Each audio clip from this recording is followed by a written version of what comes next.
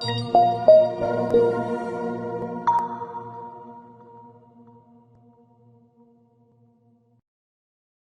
is a substantial risk of loss associated with trading forex, binary options, stocks, or equities, collectively, asset classes. Only risk capital should be used for trading. Trading in any asset classes is not appropriate for everyone.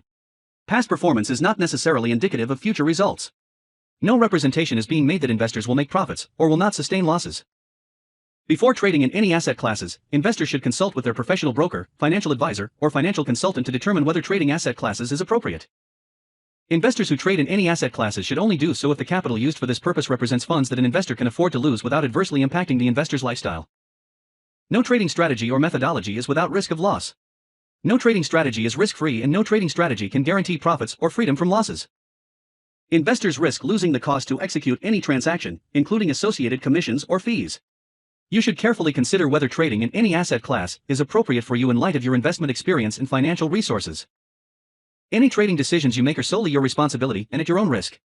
None of the statements or materials in the Auvoria Prime chat rooms constitute a solicitation or recommendation to buy or sell. Welcome, traders, campers, fireworks experts, wannabe. Welcome to the Saturday forecast of the software strategy session. Macro theory, equity market analysis, forex, all kinds of fun. So today is the 2nd of July. And if I forget, I want to wish everybody in the United States a happy 4th of July, Independence Day. I actually got a couple of sets of M80s. Another great thing about living in Florida, explosive fireworks at the highest level available. Makes me proud. So hopefully at our 4th of July party at the beach, we're not going to blow our hands off, in which case I won't be able to present anymore. Maybe I could use presenting lasers instead of my hands. But in any case, let's get into the markets.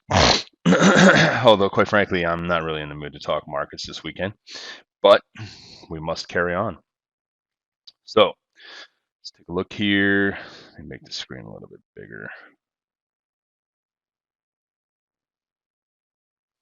For those of you who do not follow me, I am a blank screen, but I am at FXES Trader.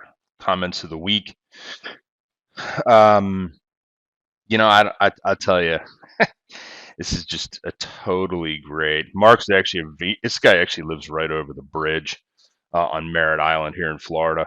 This guy's probably one of the smarter traders on the planet. This guy's got a multiple 7-figure account. He's actually a really good guy, and he's like almost always completely against what's going on. So, like outside of energy, which seems to have permeated itself into every other pricing structure that everybody's looking to raise prices on, we're just not seeing inflation, right? And we're actually seeing deflation, which I'm about to show you on the next screen. But just in terms of notes, this one's just really sort of a motivational line. I figure we do it on a lighter note this weekend, talk more about motivation. I can't tell you how many different ways there are to say this, but quite simply, you learn more from failure than you ever will learn from success. And I would imagine that, depending on the person's ability to dive into how to fix what is ever wrong, could be a factor of 5x on something like that, right? So I talked, I think it was 2 or 3 Saturdays ago, about a new way of looking at setting goals. And really, it's just a matter of setting anti-goals. And anti-goals essentially is the best example. And by the way, this is just right out of James Clear and Ed Lattimore's, 2 guys I follow a lot. This is right out of their playbook. But essentially, if you're looking to get down the river, right? Most people in the old days, the goals would just say, well, I want to get to the end of the river, whatever that period or that point or however that duration is, right? Where now you have a considerably more successful chance of getting down the river if you plot out all of the things that could completely blow you up along the way, right? My raft won't fit in this narrow rocks, rapids, right? Periods of time where Bears can get me. I don't know, whatever you use as your anti goals, right? And I've begun to look at things a lot different, at least at our firm, in terms of trying to manage growth, right? It's a good problem to have, all the growth we're experiencing, but with that can come significant challenges along the way. And you've always heard the stories of XYZ company just got such blistering growth they couldn't handle the scale and it wound up imploding, right? So I would encourage you, as you set goals in trading, if that's in fact somewhere where, hell, we all need work, and that including myself, right? Look at the things that could disrupt your path to $1 million, right? Or whatever the number is, or just financial independence in general, if that's your goal, right?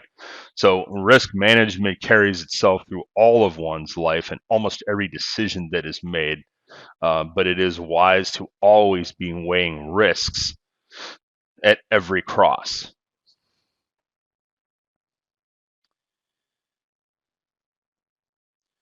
All right. So let's go into the Forex calendar here. Next week, July 3rd is tomorrow. The 4th is Monday. Markets are closed. As typical, markets will open late Monday, at least for the futures trading sessions in Forex at night. Do be aware Monday is a banking holiday for those overseas. It's a huge day in America. Next week on the employment front, do keep in mind next Friday, albeit I can almost promise you this entire week is going to be slow. Okay, I'm going to be on vacation for half the week. A lot of people, especially the ones that can move markets, are probably on vacation a chunk of next week, if not already. All right.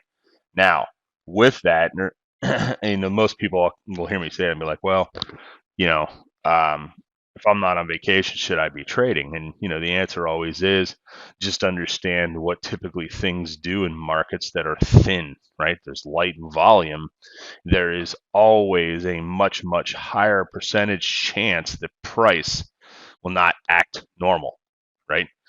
And it is a good time, unless it's really low liquidity, but usually it's a pretty good time for a lot of the stop hunting and um, rip your face off algorithms that rip through almost all markets to really present themselves when you least expect it. So just keep that in mind as you're sort of moving forward into next week if you are in fact trading. Unemployment, the big one, although I'm not really sure how much this matters anymore. All everybody cares about is inflation, right? So we're playing second fiddle at this point to the other news. And on that front, we have the FOMC meeting minutes, right? So we've had a whole bunch of moves by the Fed. There are certain chorus members that are not singing with the choir anymore in Fed land, and they think we're done raising rates, right?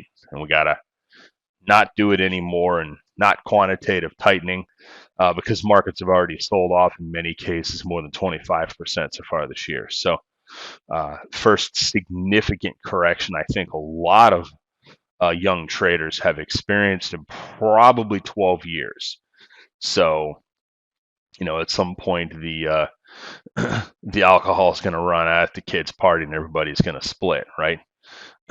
And the concern I think that I have for kind of what's going on is just the reactions among the young hedge fund guys globally that have not experienced this, but yet do have their foot, or for that matter, their finger on the portfolio's nuclear button, right?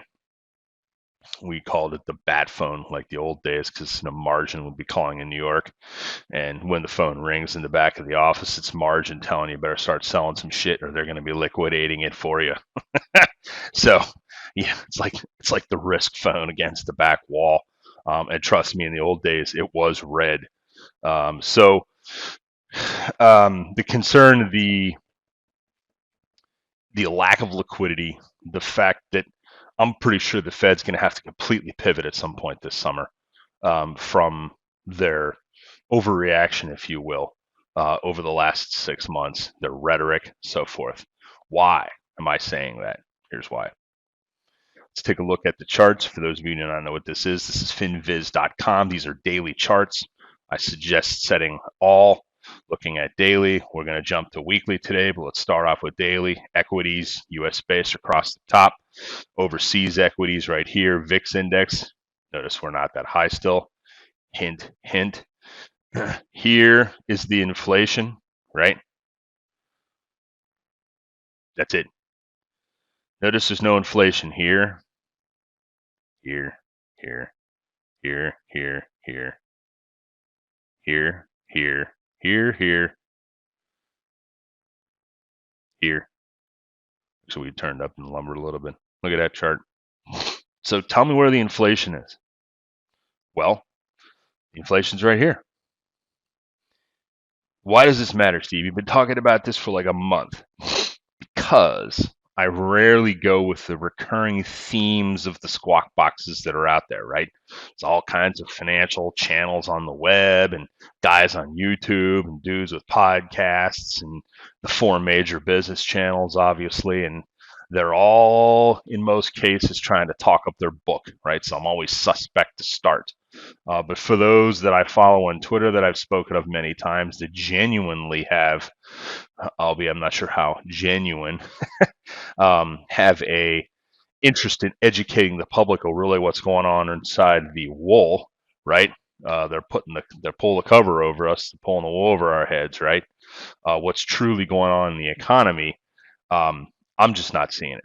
So, but do understand if you are someone out there saying, hey, well, then why are the costs of a whole bunch of stuff rising? Well, quite simply, it just costs a lot more to get it to market, right? Costs more to produce it.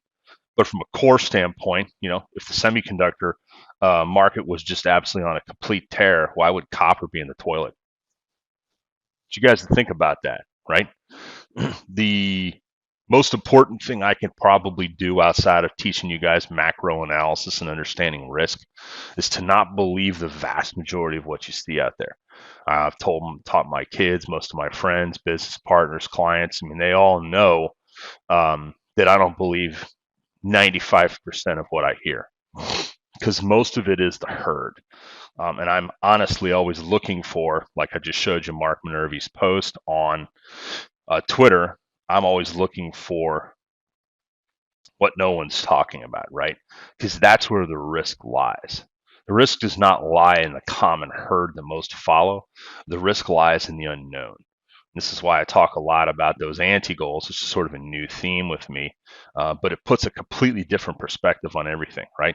So if you want to be an excellent trader and you study the charts and your understanding of, what's going generally in terms of news and how the events can shape markets, the impact they can have on central banks and that they can have on markets, and then obviously just a good money supply flow, you have a considerably better grasp on what's going on. And regardless of what market you trade, right? So with a lot of these,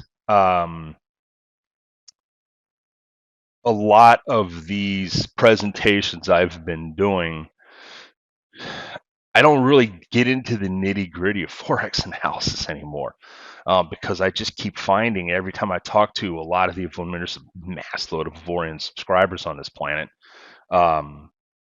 they still continue to ignore the big picture.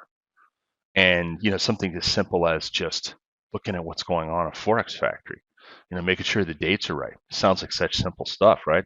Been squawking about it for 2 years to everybody, but I still continue to see it.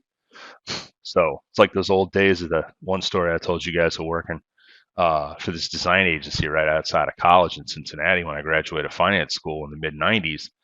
I got to go see how brand management's done. And it was just, to this day, is one of the few statistics that just absolutely baffle me, that people need to see stuff like 15 to 20 times to get it.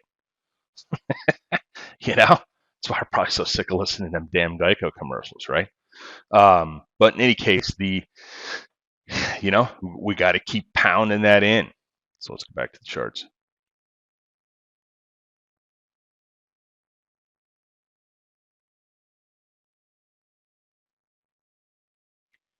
All right, so credit markets, which does affect currencies, by the way, they have been rallying, right? If the Fed truly was going to continue on a path of raising rates, would these charts look like this, right? There's some rippers in here. Look at this 5-year, right? So mortgage rates are coming down, not by much. But if you're a 30-year fixed purchaser, the rates are coming down. So where are we in currency land? We are in the abyss at the high here on the US dollar. This is the reason, honestly, I haven't spent tons of time going into these charts and diving in. I'd rather just give you guys just a macro overview and let you dive into your own chart patterns depending on the time frame that you trade or whatever algo that you follow or use, whether it be automated or manual. So dollar, it's been on a tear. This is a daily chart.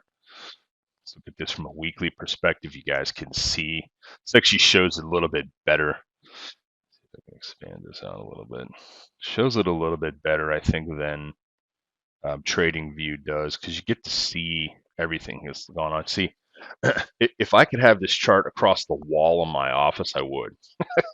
I just like them really large, and you could see the whole picture of what's going on. You know, I always joke at some point I'm going to hang like an 85-inch television on the wall in my office and just put monster chart screens up there.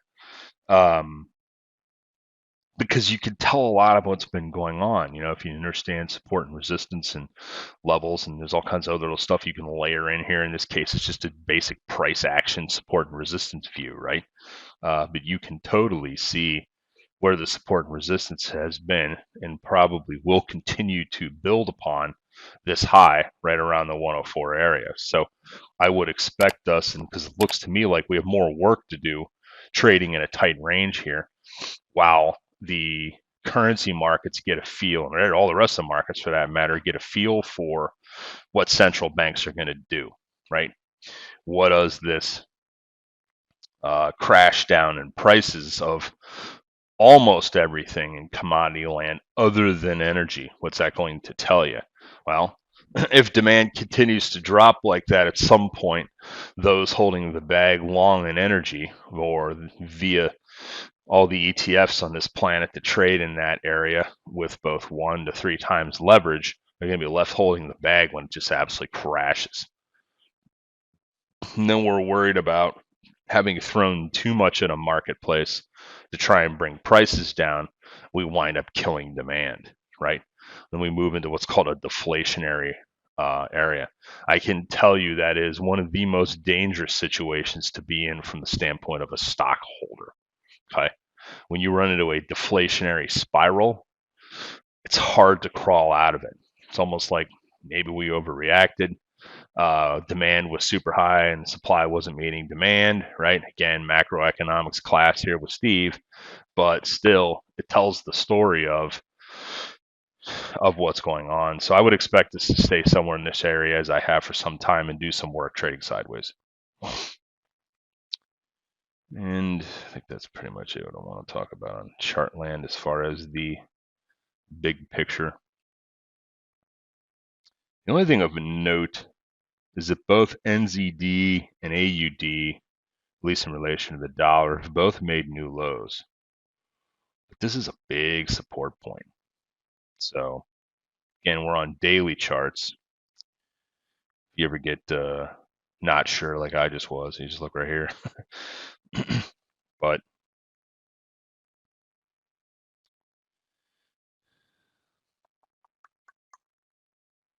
let's jump over to the system. By the way, since I scroll all the way to the bottom, there's the coinage. Remember, we're on daily charts here. No interest, probably crashing lower. I'll pat myself on the back for that one.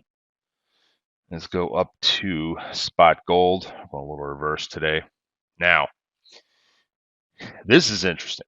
And I know we don't trade a lot of gold and, this and that. You've got the gold bugs on this planet are a special group of people. They usually reside on either the complete hard right or the complete hard left. And yes, that is that is probably a gold racist comment, right? But some of the lovers of gold are some of the craziest people I've ever met. In many of these cases, these people have 15, 20, 30% of the money in this. All I'm saying is that if you're really rich and you choose to be in that allocation, so be it. Um, but don't fall prey to some of these crazy stories. Some of these people I've met. I ain't gonna waste your time with the stories of some of the people I've met. The craziest guy that actually wanted to become a client. I actually wouldn't allow him because he's just too bananas. Went over to his house, great house. This is in San Diego. Guy opens up a safe, and in the safe, I don't know how on earth why he wanted to show this to me, but he did. He opened up a safe. The guy had probably about $100,000 in cash and 6 huge gold bars. Right?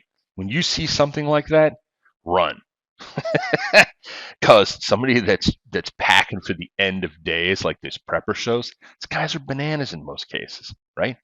So I don't really think there's any greater good that can come out of, and I know this sounds totally biased, but I've absolutely met some of these people.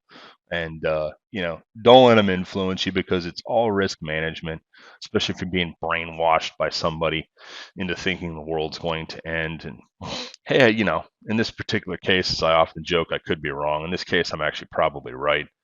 um, won't fall prey to this type of mania. But if the economy really was falling apart, why isn't gold rallying? Right? So I mean, these are the questions that I ask all the time. Actually, I'm going to drop to take a look at an all-time chart so you guys can get some perspective here. We're like, hey, I don't trade gold, Steve. I don't care. It's all part of understanding asset classes. Okay. This is its own asset class along with precious metals. So you're looking at,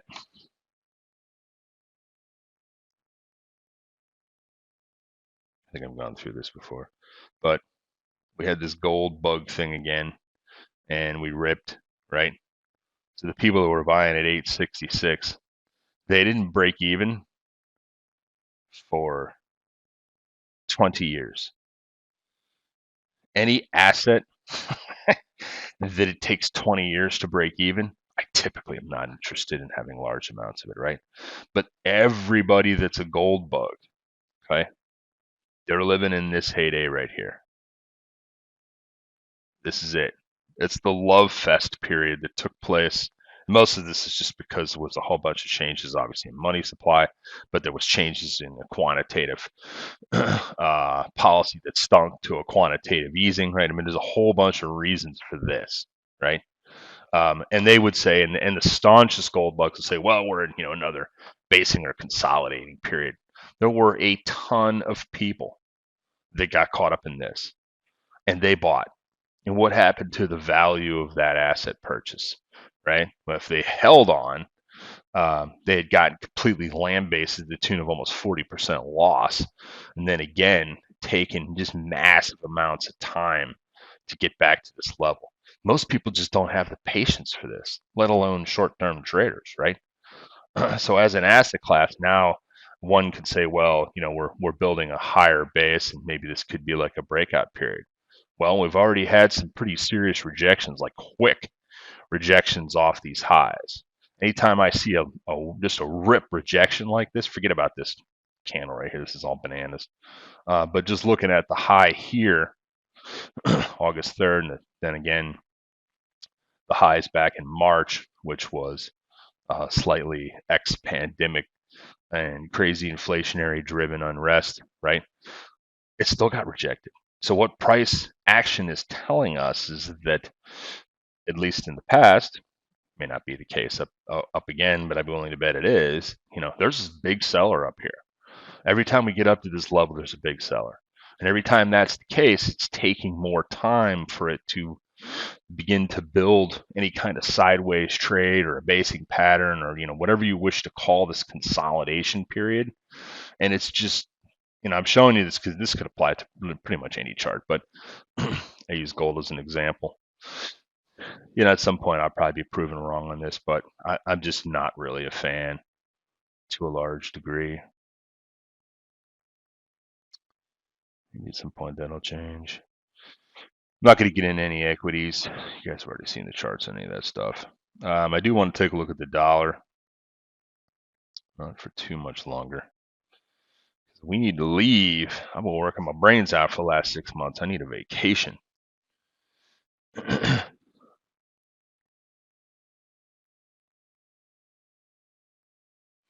All right, so let's do some more short-term work here. Low of this period, which was pretty much the launch point. It's this basically 101, 101 here. 105 area. Pretty sure it's going to be capped off. Unless we have just some sort of run again, this is the currency of choice. The not really much lesser of a whole bunch of evils, in my opinion, but for now, it is a safe haven, as these things typically are. In an unrest, it will flock towards the best.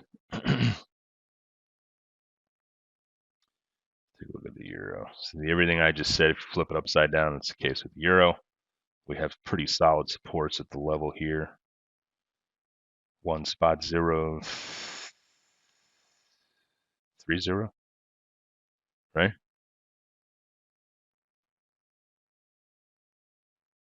I imagine we probably have some hard resistance at this 1.0780 area.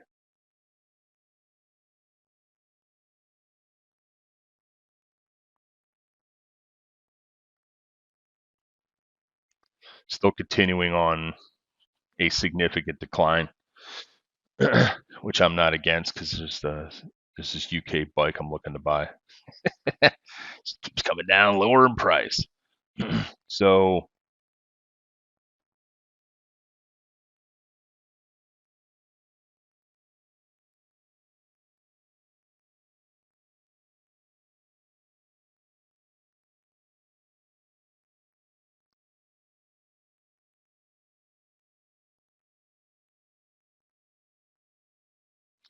let's say it's probably the top of your range here, right around 1.2. Imagine this is be capped off somewhere underneath these moving averages right here. 1.23, 2370 area.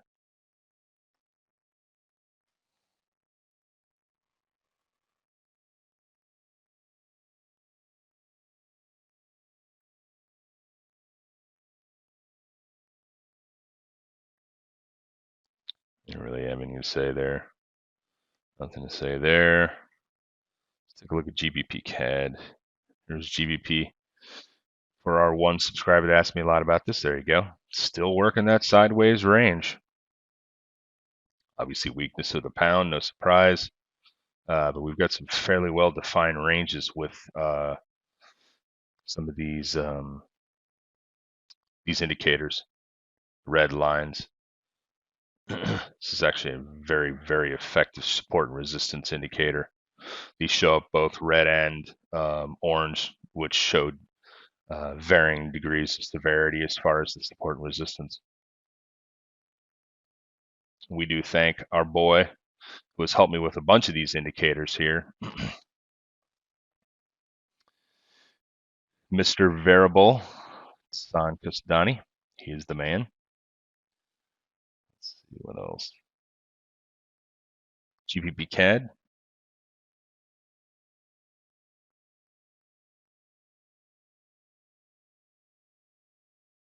Looks like this wants to break lower. No surprise. Let's look at a weekly on this. That is a defined trend down, as I've mentioned before, riding the bands. See that? That's a bear sign, no surprise, but broke out of significant support to the downside. We ever got anywhere near this range again, be significant resistance. You have to travel a significant path.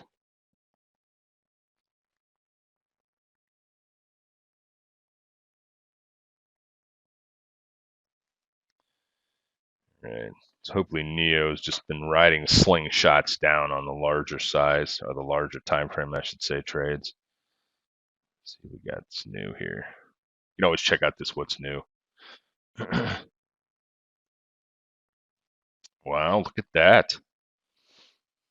Interesting, interesting.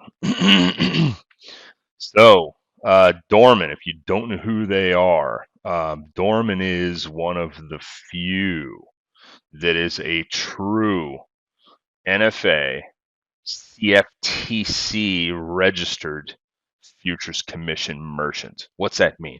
Long title, right? So if you don't trade the futures markets, but I can promise you guys at some point is as one makes it to a grander scale of trading, if one's that good, you will eventually be trading the CME markets, which are wicked liquid. It's what a lot of my videos from the old days and sort of the place I cut my teeth on after I first started trading equities in '97. But anybody that is a true FCM and a CFTC registered firm, it's like trading with the big office, right? So if you had an account at Interactive Brokers or Schwab or whatever, Fidelity, would be like trading directly on the exchange with Fidelity's back office company, which is National Financial Services. So anytime you ever see NFSC on TV, that's Fidelity's trading company. So, there's always companies that trade through these, or what's called introducing brokers, but an introducing broker will always clear through an FCM. Okay. Dorman and RJ O'Brien are the two big guys. I got accounts at both. I choose not to have accounts with IBs. I choose to have it with the mothership. Does that make sense?